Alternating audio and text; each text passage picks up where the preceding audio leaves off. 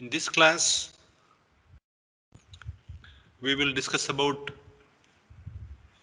how to design and construct algorithms using recursion.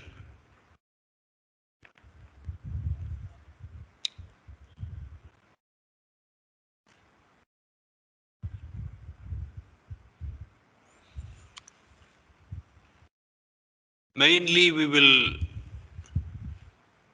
see these following contents. What is the connection between induction and recursion? Then what is the structure of a recursive process? A recursive process is generated by a recursive algorithm. A recursive process may be difficult to visualize, but a recursive algorithm is much easier to design. Fortunately, in order to design a recursive algorithm for a given problem, we do not need to worry about the recursive process itself. We will see it in detail in this lecture. Then we will illustrate how we design recursive algorithms with a few typical examples. Recap. In the last class,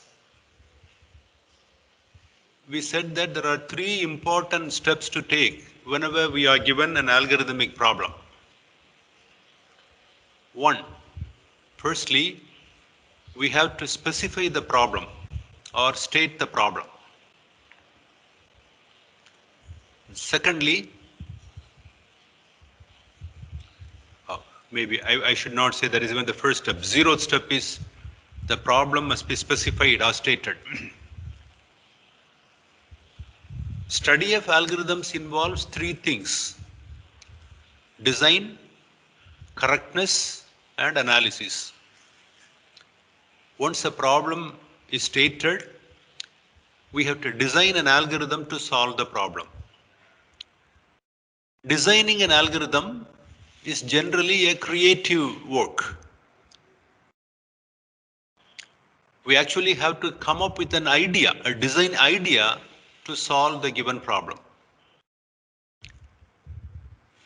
We cannot stop with a design idea for an algorithm. We have to construct the algorithm step by step. And it is our responsibility to show that the algorithm we have constructed is correct.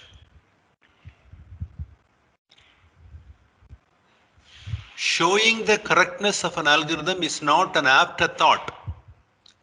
Somehow we will construct an algorithm, say by trial and error, and then after we have finished construction, we will reason, we will argue that this constructed algorithm is correct. That is an ad hoc method. That is not what we have to do. Even as we construct algorithm stepwise, at each step, we should convince ourselves and the reader that the algorithm is correct. Once we have a constructed algorithm, we have to analyze the performance or efficiency of the algorithm. The efficiency of the algorithm is measured in terms of two parameters. One is the running time, the other is the space requirement. How long the algorithm takes to run to completion. That is the running time of the algorithm. And secondly, how much memory space is required for the algorithm to run. I have to emphasize the problem specification or the problem statement involves stating what is the input to the problem and what is the precondition, the condition that the input has to satisfy. It also involves the post condition. When the algorithm terminates, this relation, this post condition relation should be satisfied between the input and the output. It is the responsibility of the customer, the client who uses the algorithm to satisfy the precondition. It is the responsibility of the algorithm designer to ensure that the post condition is satisfied. Okay.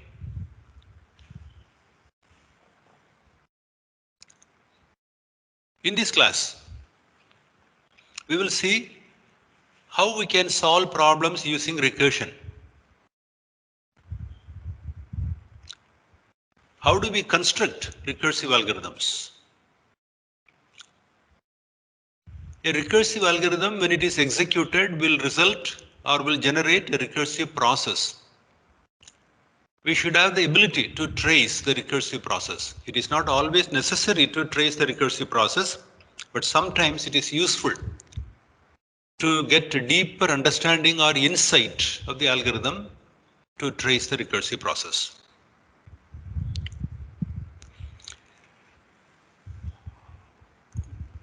We have already been exposed to mathematical induction. Suppose we are given a structure of size n. We want to prove that a property is true for a structure of size n. The property I denote by P of n. P of n means a property is true for a structure of size n. The structure may simply be, for example,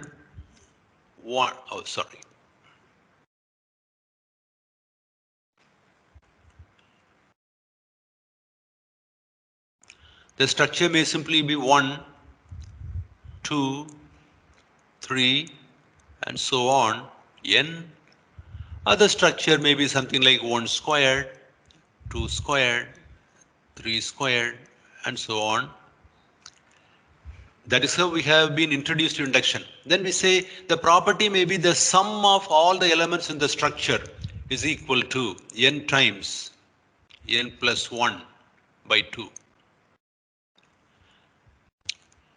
The structure is a sequence. The property that we are interested is the sum of the sequence is equal to n times n plus 1 by time, or n plus 1 over 2. Similarly, this may be 1 squared plus 2 squared plus 3 squared plus and so on, n is equal to whatever, n times 2n plus 1, 2n plus 3 and so on, something like that. Whenever we want to prove a property is true for a structure of size n, proof by induction allows us to proceed in this manner. We have to prove a base case. A base case is that the property is true for the structure of size 0 or size 1. It depends. Either would do. So prove either P of 0 or P of 1, depending upon the problem. Then we have to prove the induction step. Generally, proving the base case is trivial. The induction step is induction, proof by induction allows us to assume that the property is true for the structure of size n minus 1. P of n minus 1 is true and prove P of n. In logic, we say induction step is to prove if P of n minus 1, then P of n. The miracle is this. Proof by induction allows us to assume that the property holds for a substructure of size n minus 1. We call that induction hypothesis. It is a free gift. Induction hypothesis is a free gift. Assuming we have the free gift, proof by induction allows us to just prove that the property holds for the structure of size n. So any proof by induction should have all these three, let's say 4 components. What is the property that we intend to prove? 1, 2. What is the base case? 3. What is the induction hypothesis? And finally, what do we prove in the induction step? It is very important to explicitly state the induction hypothesis or assumption. Okay. Recursion in several ways is similar to induction. Recursion is an algorithm design technique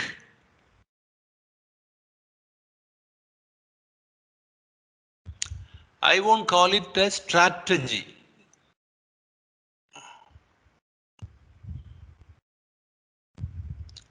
Strategy is a big word. Technique is something in our toolkit. Recursion is similar to iteration but more expressive. I am not using the word expressive lightly. What do I mean by expressive? Problems which are not amenable for iteration, problems which cannot be solved using iteration, can be solved using recursion.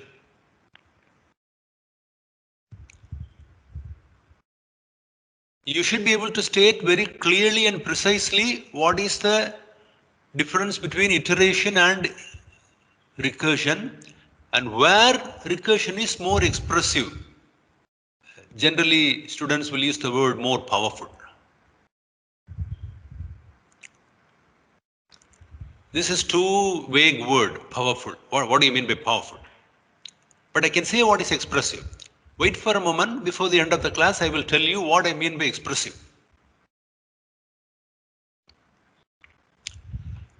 This is the crux of problem solving using recursion. We solve a problem with a given input by solving instances of the problem or sub-instances of the problem with parts of the input. That is the crux of recursion.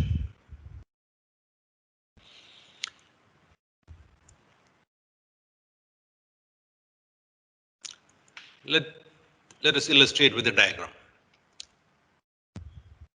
This is our algorithm. Okay? What I call solver is only an algorithm because it is our algorithm which solves the problem. The algorithm receives an input. We call it instance.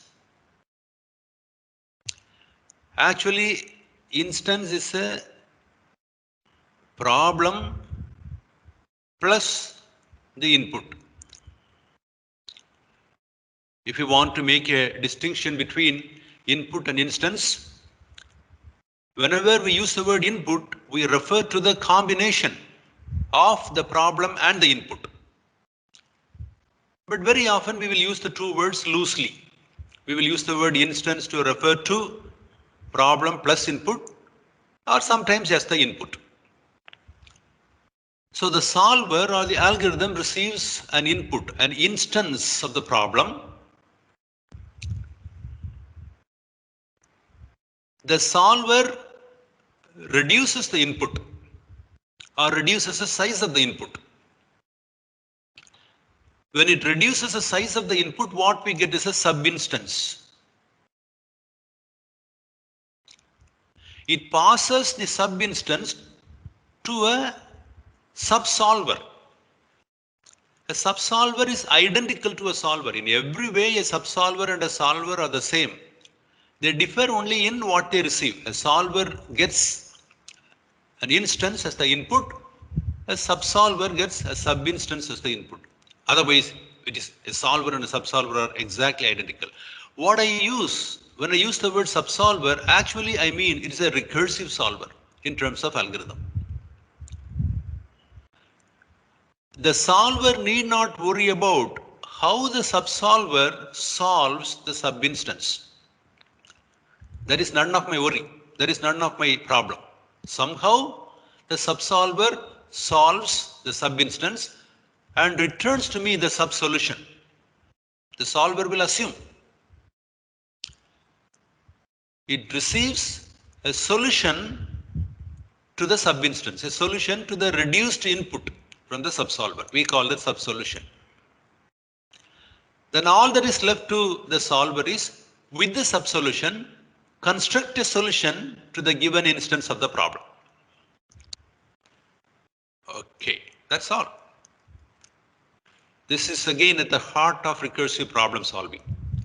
The solver or the algorithm receives an instance, somehow reduces the size of the instance and passes the reduced size instance, which I call sub-instance, to another instance of the solver. And it assumes that subsolver returns a solution to the sub-instance. I call it subsolution. Subsolution is a nasty English word, but it is okay, it is functional. I don't think there is a word subsolution. And then using the subsolution, the solver constructs a solution to the problem. Often I would use the word deconstruct. The solver reduces the size of the instance to get a sub-instance. Instead, I will say it deconstructs the input or instance to produce a sub-instance. Similarly, here I will use the word construct. An instance is deconstructed to a sub-instance. Using a subsolution, a solution is constructed. They match nicely. Deconstruct in one direction and constructs in the opposite direction. What I have not mentioned here is, it is not always that the solver reduces the instance to a single sub-instance. It is possible and sometimes desirable and useful to deconstruct one instance to a number of sub-instances. Then we have the sub-solutions for all the sub-instances of the problem. The solver constructs the solution to the given instance using all the sub-solutions. And here is the main difference between recursion and iteration. Iteration, or what you call loop. Whereas a recursive solver can deconstruct an instance to a number of sub-instances. In iteration, an instance can only be deconstructed to a single sub-instance. Here is the question. State the critical difference between recursion and iteration. Answer. In recursion, one instance can be deconstructed into a number of sub-instances, whereas in iteration, an instance is deconstructed to a single sub-instance. Let's illustrate. Suppose we want to calculate the length of a list. A list consisting of the symbols A, B, C, D, E. Here is the solver. The solver deconstructs the list into A and then another sublist consisting of B, C, D, E. So the input is an instance and it passes a sub-instance to the next subsolver. The sub-instance is a sublist. The instance is A, B, C, D, E. The sub-instance is B, C, D, E. By the way, the right terminology is B, C, D is called the tail of the list and A is called the head.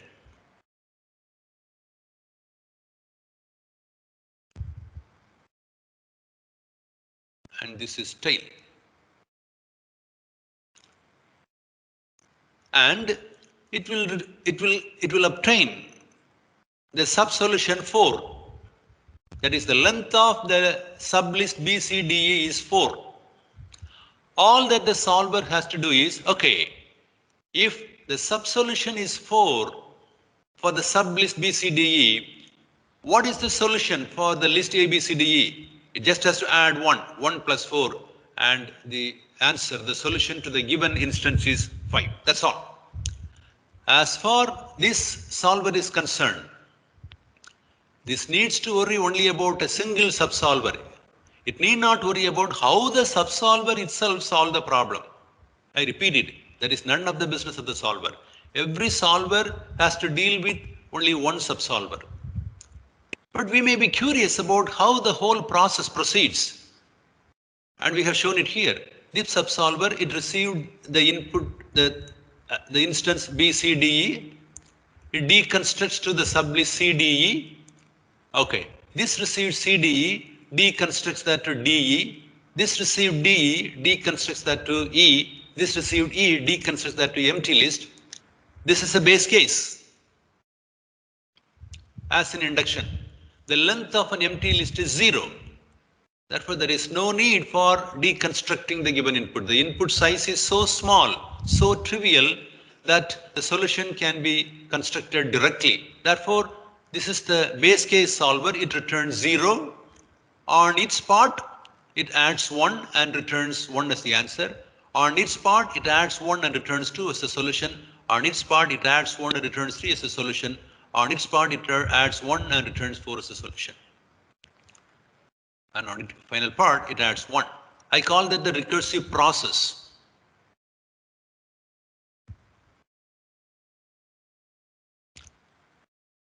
The recursive algorithm needs to worry about only this.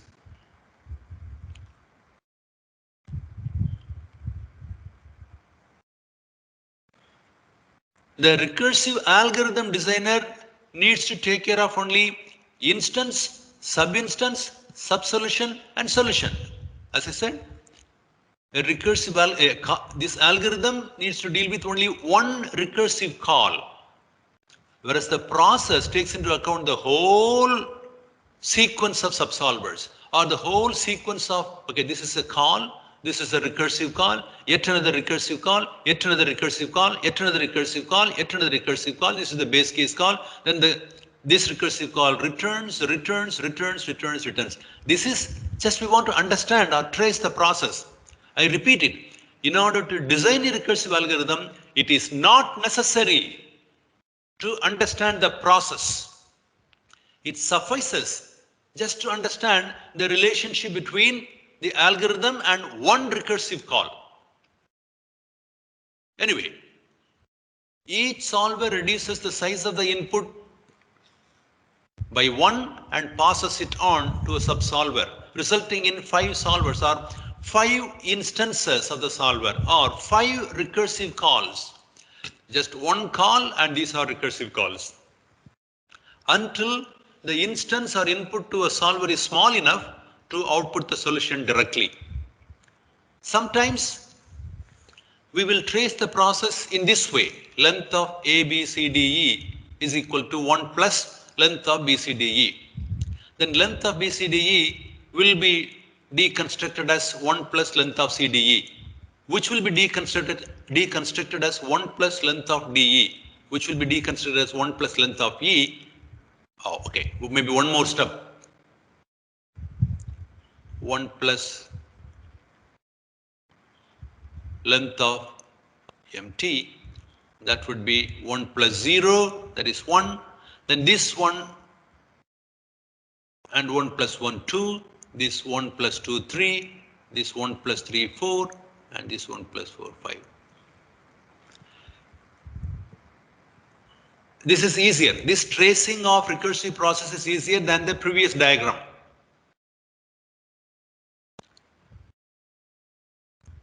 A problem together with its input is an instance of the problem.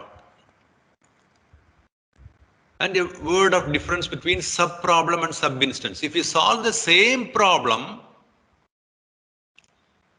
with a different input, we are solving another instance of the problem. The problem is the same, only the input differs. Suppose we have deconstructed the given problem, and any problem with an input which is smaller in size and a part of the given input is called sub-instance. I am stating two conditions. One is instance of the, let's say, given problem. What is a sub-instance? The size of the sub-instance is smaller than the size of the instance. Also, the sub-instance is constructed from a part of the given input. These two conditions are generally observed. But condition 2 is not a must. Condition 1 is a must. Let me ask a question here. Sometimes some of us may be tempted, okay, this 1 plus length of BCDE, then 1 plus length of CDE. Why not write this as 2 plus length of CDE, and then this one 2 plus 1 and therefore why not write this as 3 plus length of DE and so on. Can anyone answer this question? It is wrong. You cannot do So that. can I try, sir? Yeah. We get it's a each subsolver will get the output and give it to the solver ahead of it, sir. So Yeah. like when we say 2 plus length of CDE, it assumes that the subsolver has already given the output to the solver and it is constructing it, sir. Which is not the case. So we need to reach the base case and the problem goes in reverse. Okay. It's correct. Actually, this equation symbol gives us a wrong impression as though it is a algebraic equations. It is wrong. Maybe the right thing should be I should use some other symbol like this. This call results in this. This call results in this and so on. This call results in this. So they are not a sequence of algebraic equations.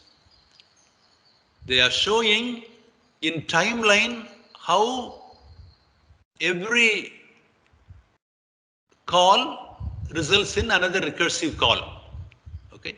In time 0, this was called. In the next step, T1 was called. Next step, T2 was called, and so on. Okay. So only after this length of E has returned, it is possible to do the additions. Okay. The essential point is don't mistake this for just algebraic equations. They are not algebraic equations. They are trace of how the process evolves over a period of time. And therefore, this is how the structure of a recursive algorithm looks like.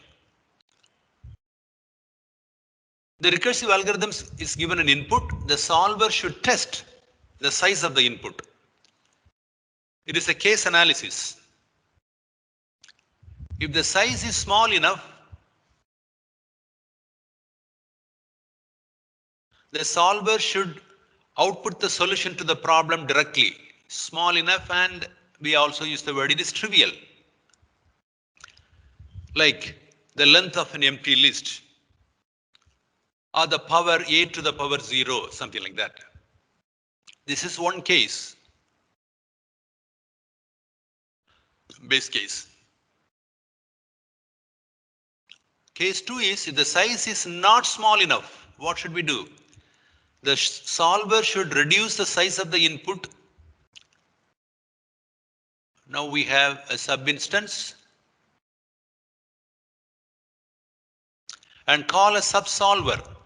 Subsolver is, okay, instead of calling a subsolver, I can say make a recursive call. Both are same. To solve the problem with the reduced input. We will assume the recursive call has returned the subsolution. By we, I mean the solver, and construct the solution to the given problem from the subsolution. So here is how. This is the template of any recursive algorithm. Solve takes an input. If input is small enough, construct the solution. That's all. The algorithm terminates that. Else, this is the base case.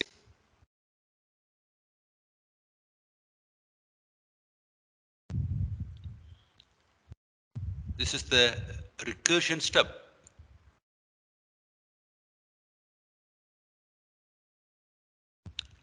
Deconstruct the input to sub-instances of smaller size. Then for each sub-instance, call same solve.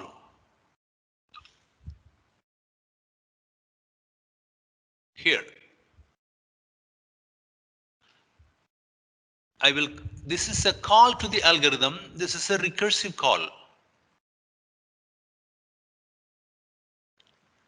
A recursive call is what I call subsolver.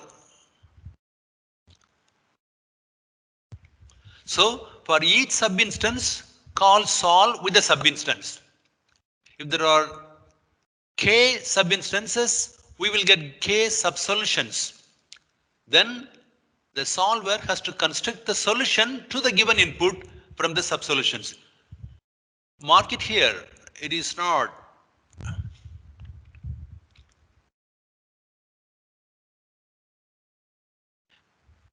Recursion allows us to reduce or deconstruct the given instance to a number of subinstances, plural. Whereas iteration will allow you to deconstruct an instance to only a single subinstance. That's a very important difference. Okay, I can ask a question here. Sometimes, okay, there are two cases, base case and recursion step. Suppose I write here, return the solution and drop this. Okay, is the algorithm correct now? If input is small enough, I say return the solution. It is followed by No, sir, it is not correct. ah, any other answer? Can I drop the else here? Oh, that return statement is inside the if only, right, sir? Correct. Then it will work, sir. It'll work, sir, because when It will you work. say It will work. return, it just goes back to its function. Okay. Like the codes after return function do not get executed, so it Yeah, Yeah. works. so it will work. It will work. It is very important. It is very important. Think about it very carefully. In a if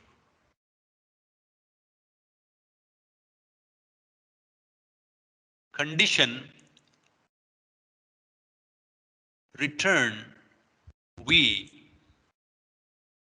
else, or let me say a statement, this is equivalent to if condition return we just yes. This is a good question to ask in the CA test. This almost one question is out. I will definitely put the question. Don't worry. All right. So let us take up the simple problem. Length of list. The base case is if list has only one item, the length is 1. We can also, yet another possibility is if list is empty.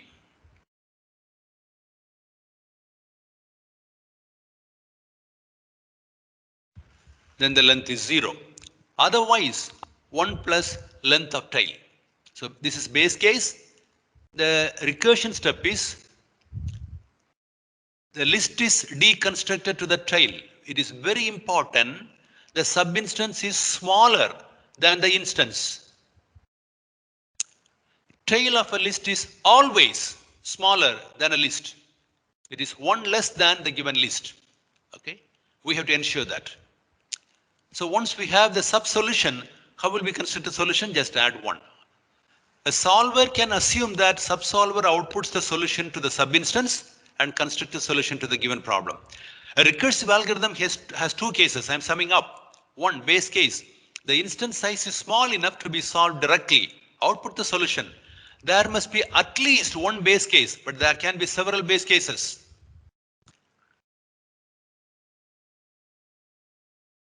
Okay. In the recursion step, the instance size is not small enough. Therefore, we deconstruct the instance into subinstances.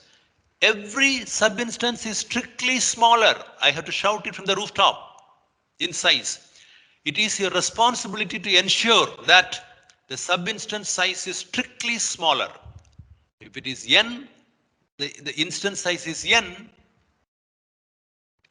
it should at least be n minus 1 or n minus 2 or n by 2 and so on. Call the subsolvers to solve the subinstances. That is, make as many recursive calls as needed to solve the subinstances. Assume that every recursive call outputs the solutions to the subinstances and construct the solution to the given instance. And this is how the algorithm will look like. Algorithm, I always expect this stuff. Algorithm, what is the name of the algorithm? I generally use the title case, capital L, length, and what is the input A. The next line will be input. Input is a list. A is a list. If there are any conditions the input has to satisfy, we have to state the condition. For example, later on we'll say if it is binary search, then A should be ordered or A should be already sorted. Here there is no such condition. Output, length of the list or number of items in A. Okay. Every recursive algorithm should have these two cases, at least one base case and then a recursion step. What is the base case? If A is equal to empty list, then the length is 0. I have not put else here. I could have written if A is equal to empty list, then return 0. Else, what should I return? Return 1 plus length of, I am using this Pythonic idiom 1 colon. This is tail. This is also right, nothing wrong about that. This is right also. If I leave out the else, that is also right. Okay. In Python, it is def length of A colon hash. This is comment. Input is A, output length of A. If A is, okay, here you have to use the double equal. If A is equal to empty list, it is a base case, return 0, else return 1 plus length of A1 colon. If A is list A at 0 is the head of the list, A at 1 onwards, 1 to the end is the tail of the list. So A is actually equal to A at 0 concat A at 1 colon. This is a Python idiom. They are equal.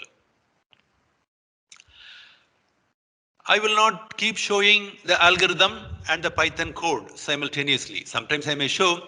Most of the time, I will show only the algorithm. After all, the syntax of Python is so simple, so straightforward that it will almost pass for an algorithm.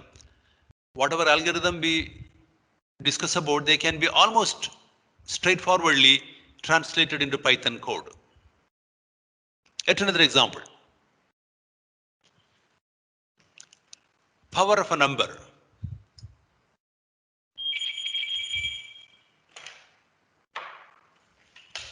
Suppose we want to calculate power of a number A. A is any number, N is an integer. How can we solve it recursively? What is the base case? If N is equal to 0, A power 0 is equal to 1. That is the base case. What is the recursion step?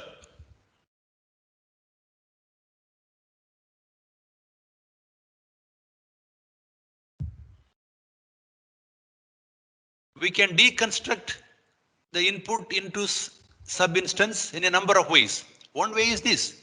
A power N is equal to A times A to the power N minus 1. Okay. N minus 1 is strictly less than N. Therefore, the sub-instance, the input size to the recursive call is strictly smaller. It's a straightforward translation. We don't even need to think about that. Algorithm, power, it takes two parameters, two inputs, A and N. Input is number A and integer N. Output is A to the power N. If N is equal to 0, then return 1. Base case.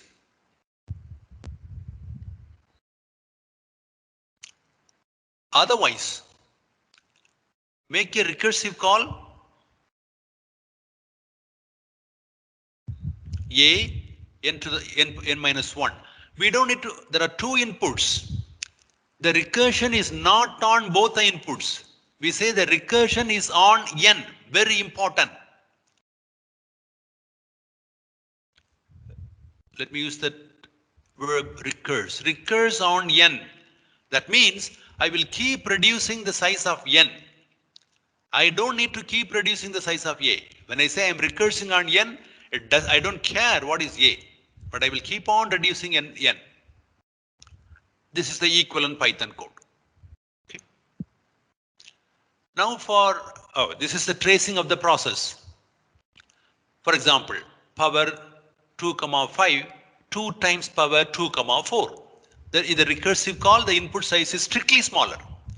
Then power 2, 4 will be reduced to power 2, 3. The solution will be 2 times power 2, 3. Power 2, 3 will be deconstructed or reduced to power 2, 2. The solution will be 2 times power 2, 2. Power 2, 2 will be reduced to or deconstructed to 2, n. Solution will be 2 times that. Power 2, 1 will be reduced to or deconstructed to power 2, 0, and the solution will be 2 times that. Power 2, 0 is a base case and will return the solution as 1. And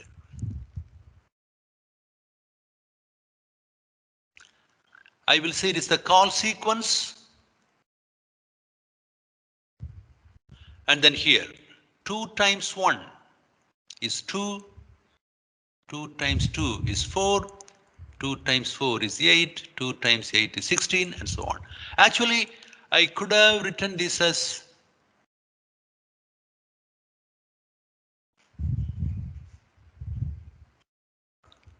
in this way also. Okay. Power 2, 5. Oh.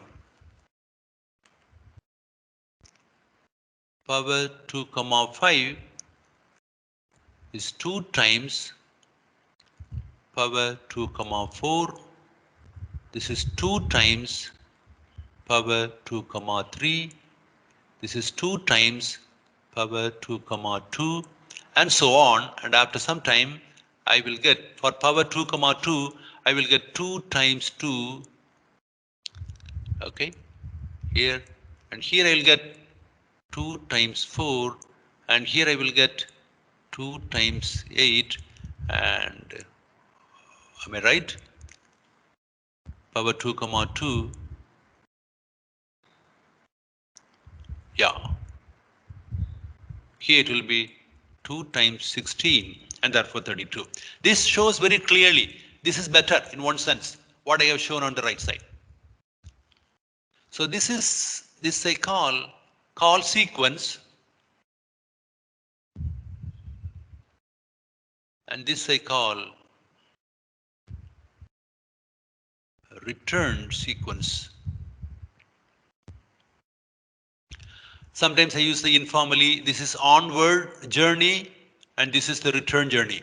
Or the recursion is winding, on meeting the base case, the recursion starts unwinding. I mean, there are several ways, strictly speaking, call sequence and return sequence. With this example, we will finish the class today. You are given a corner covered board. The board size is, it is a 2 power n by 2 power n board. That is, it can be either a 2 by 2 board, or it can be a 4 by 4 board, or it can be a 8 by 8 board, or it can be a 16 by 16 board. What we have shown here is a 8 by 8 board. One of the corners is covered with a tile. For example, this is already covered. The problem is you are given triaminos. This is a triamino. A triamino is composed of 3 tiles and it is in L shape. You can rotate the triamino in any way. You have to tile this corner covered or corner cut chessboard, or not chessboard, a corner covered board with the triaminos. Before we try to solve the problem, is it possible to cover or tile this corner covered board with triaminos? What is your gut feeling? No, sir. I mean, I'm not expecting a correct answer unless you have seen the problem before. Any other answer? Sir, I have a doubt. Yeah. This triamino is like with 3 tiles, right?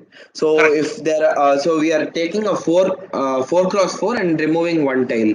So if it is an 8 by 8, how many tiles will we be removing, sir? Is it just one tile we'll be removing, or we'll be removing 3 tiles?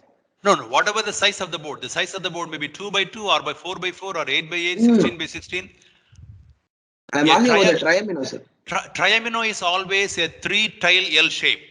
Oh, okay, 3 sir. square L shape. Yeah, always, always. That's why we call the tri. A triamino is always a 3 square L shaped tile. Any other answer? Yes or no?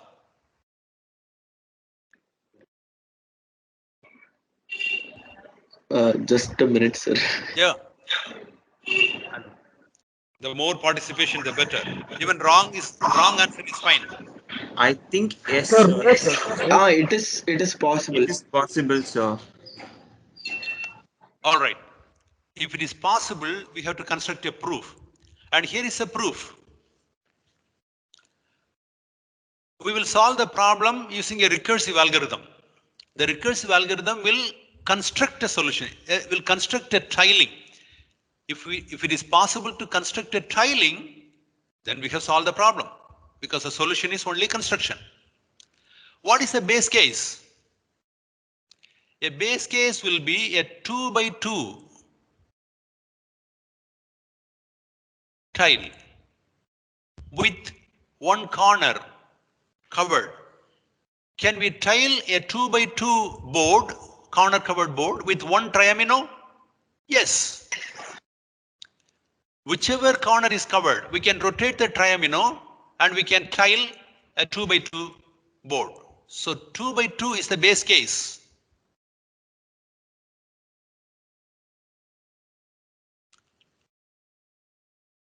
Okay. The recursion step is, suppose it is not 2 by 2. What we will do is draw 2 lines, one horizontal line like this and one vertical line like this through the center of the board. Okay. And then place a triamino at the center such that the 3 squares of the triamino, okay, when we have drawn the two horizontal line and a vertical line, we have divided the board into 4 sub-boards like sublist, subtree, subgraph. You have subboard. This is 1, this is 2, this is 3, 4. Out of the 4 subboards, one is already a corner covered subboard. One must be. Now place the triamino in such a way that the 3 squares are in the 3 other subboards, not in the corner covered subboard. We can always rotate the triamino. So if you place it like here, now subboard 1 is also corner covered, subboard 2 is also corner covered here, subboard 3 is also corner covered, subboard 4 is already corner covered. Remember, which of the 4 corners is covered doesn't matter. As long as one of the corners is covered, it is a corner covered subboard. So what have we achieved? We have deconstructed a corner covered board into 4 corner covered subboards.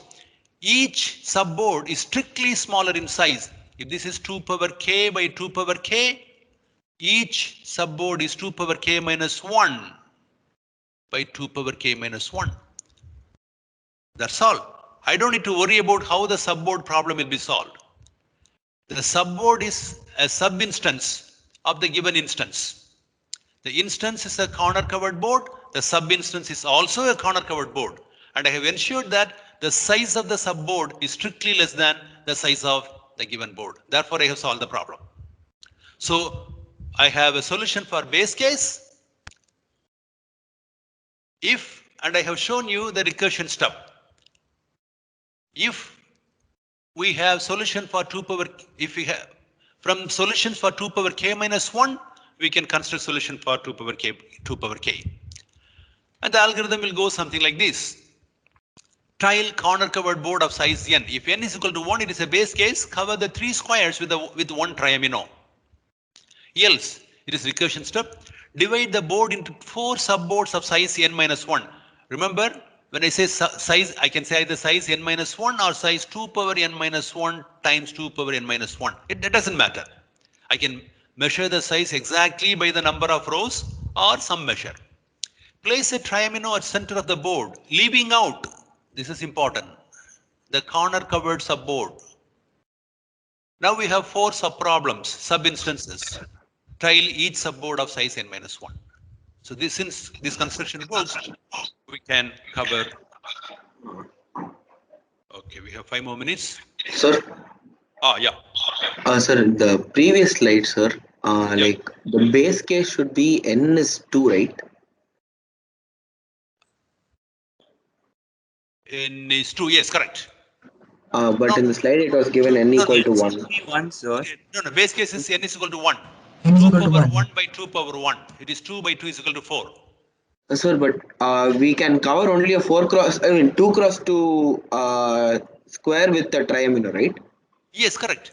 I measure size. Okay. The size of this board is 3. It's 2 power n into 2 power n. Okay. If it is 8 by 8, it is 2 power 3 by 2 power 3. That is actually the size. But I will say that the size of this board is 3. Size of this board is 1. All right. That is how I measure the size. When I say size is 1, it is actually a 2 power 1 by 2 power 1 board.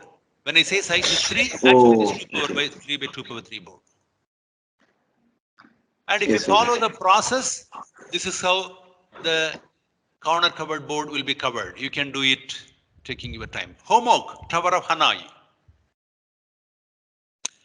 You are given 3 poles. In a pole, disc, okay, circular discs are arranged. Subject to the condition, it is always true that a smaller disc is only above a larger disc. This condition should never be violated. If a stack of discs satisfy this condition, I call it a tower. In a tower, a smaller disc will always be placed above the larger disc. We want to transfer the tower from this pole to this CW pole, CW for clockwise pole. You can make use of this ACW, anti-clockwise pole. It is a very famous problem, therefore I will not discuss it in the class. The slides have enough information. Go through the process. What will be the base case? The base case may be there is just one disk in the pole. If there is one disk in the pole, it is straightforward. Transfer that one pole to CW pole. Or it may even be 0 disk. There is no disk, there is nothing to do. What will be the recursion step?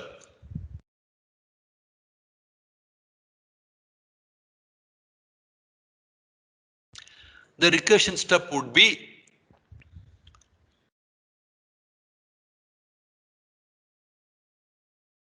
okay, from here to here, there are n minus 1 disk and this is one disk. A tower of size n minus 1 is strictly smaller in size than a tower of size n. Okay. First, I will move the tower of size n minus 1 from pole to anti-clockwise pole. A tower of size n minus 1 is moved from pole to anti-clockwise pole. It is a recursive call. The size of the tower is strictly smaller. That will expose just one disk. I will move the one disk from pole to clockwise pole. Remember, this is tower move or move tower. This is simply disk move. So this is step 1, step 2. What is step 3? We have a tower of size n minus 1 in anti-clockwise pole. There is a larger disk in clockwise pole, and therefore I will move this tower of size n minus 1 from anti-clockwise pole to the clockwise pole. So one call will result in 2 recursive calls. Step 1 is a recursive call. Step 3 is a recursive call. Fortunately, not only fortunately, it is a requirement that in the recursive call, input size should be strictly smaller. In the call, the input size is n. In the recursive call, the input size is n minus 1. In this recursive call also, the input size is n minus 1. That is the basic idea behind Tower of Hanoi problem. Take it as a homework. You can read the Wikipedia or wherever you want. We stop here. I leave the slide. Summary. Recursion is more expressive than iteration. Whereas in iteration, we have only one subinstance. In recursion, it is possible to have a number of subinstances. In recursion problem solving, the crux, the template is one. Deconstruct the input structure to smaller, deconstruct the instance into strictly smaller subinstances. Not just, this is wrong. It should be strictly smaller. Solve the problem for the subinstances. From the sub-solutions, construct the solution. We do not need to worry about the recursive process that is generated. All that we need to care about when we are designing a recursive algorithm is identify at least one base case. There may be two, there may be three, but at least one base case and the recursion step. In the recursion step, ensure that the input size is strictly smaller. Okay, so we have done a useful thing. Given a problem, how to design a recursive algorithm for solving the problem. Correctness of the algorithm is almost straightforward and automatic. What we have not done is analyze the running time. We will take it up in the next class.